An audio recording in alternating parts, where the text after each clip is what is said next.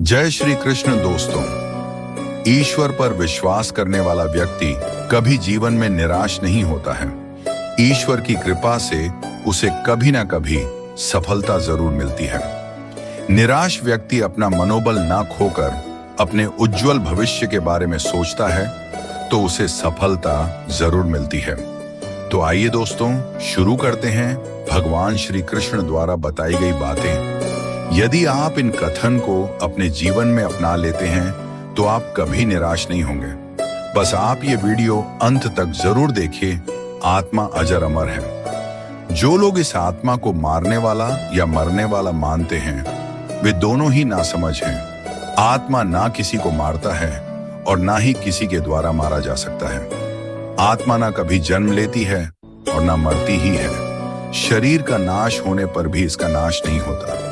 तुम अपने आप को भगवान को अर्पित करो। यही सबसे उत्तम सहारा है। जो इसके सहारे को जानता है वह भय, चिंता, शोक से सर्वदा मुक्त रहता है। जैसे मनुष्य अपने पुराने वस्त्रों को उतारकर दूसरे नए वस्त्र धारण करता है, वैसे ही जीव मृत्यु के बाद अपने पुराने शरीर को त्याग कर नया शरीर प्राप्त करता है। शस्त्र इस आत्मा को काट नहीं सकते, अग्नि इसको जला नहीं सकती, जल इसको गीला नहीं कर सकता और वायु इसे सुखा नहीं सकती।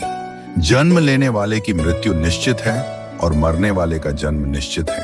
अतः जो अटल है उसके लिए तुम्हें शोक नहीं करना चाहिए। परिवर्तन संसार का नियम है। जिसे तुम मृत्यु समझते हो वही तो जीवन है।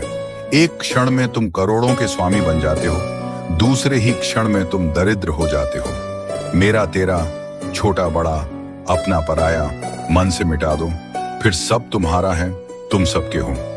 सभी प्राणी जन्म से पहले अप्रकट थे और मृत्यु के बाद फिर अप्रकट हो जाएंगे। केवल जन्म और मृत्यु के बीच प्रकट दिखते हैं, फिर इसमें शोक करने की क्या बात है। सम्मानित व्यक्ति के लिए अपमान मृत्यु से भी बढ़कर है। जो हुआ वह अच्छा हुआ, जो हो रहा है वह अच्छा हो रहा है, जो होगा वह भी अच्छा ही होगा। तुम भूत का पश्चाताप ना करो, भविष्य की चिंता ना करो। वर्तमान चल रहा है। तुम्हारा क्या गया जो तुम रोते हो? तुम क्या लाए थे जो तुमने खो दिया? तुमने क्या पैदा किया था जो नाश हो गया? न तुम कुछ लेकर आए, जो लिया यहीं से लिया, जो दिया यहीं पर दिया, जो लिया इसी भगवान से लिया, जो दिया इसी को दिया। केवल कर्म करना ही मनुष्य के वश में है, कर्म फल नहीं। इसलिए तुम कर्म फल की आसक्ति में ना फंसो तथा अपने कर्म का त्याग भी ना करो। जब तुम्हारी बुद्धि मोहरूपी दलदल को पार कर जाएगी, उस समय तुम शास्त्र से सुने गए और सुनने योग्य वस्तुओं से भी वैराग्य प्राप्त करोगे। दुख से जिसका मन परेशान नहीं होता, सुख की जिसको आकांक्षा नहीं होती तथा जिसके मन में राग, भय और क्रोध नष्ट हो गए हैं, ऐसा मुनि आत्मज्ञानी कहलाता है। विषयों का चिंतन करने से विषयों की आसक्ति होती है। आसक्ति से इच्छा उत्पन्न होती है और इच्छा से क्रोध होता है। क्रोध से सम्मोहन और अविवेक उत्पन्न होता है। सम्मोहन से मन भ्रष्ट हो जाता है। मन नष्ट होने पर बुद्धि का नाश होता है और बुद्धि का नाश होने से मनुष्य का पतन होता है। क्यों व्यर्थ की चिंता करते हो? किससे व्यर्थ डरते हो? कौन तुम्हें मार सकता है? आत्मा न पैदा होती है न मरती है। शांति से सभी दुखों का अंत हो जाता है और शांत चित्त मनुष्य की बुद्धि शीघ्र ही स्थिर होकर परमात्मा से युक्त हो जाती है। जो कुछ भी तू करता है उसे भगवान को अर्पण करता चल। ऐसा करने से सदा जीवन मुक्त का आनंद अनुभव करेगा।